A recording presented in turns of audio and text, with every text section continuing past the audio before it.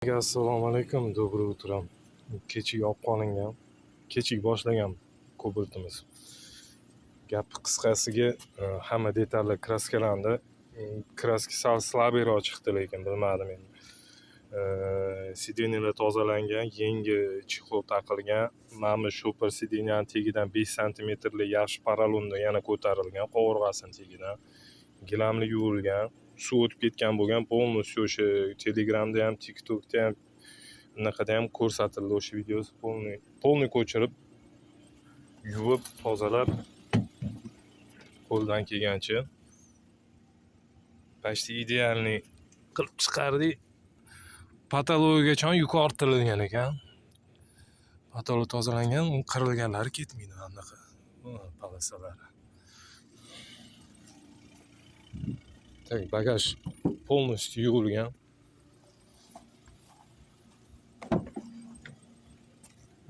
Yana nima?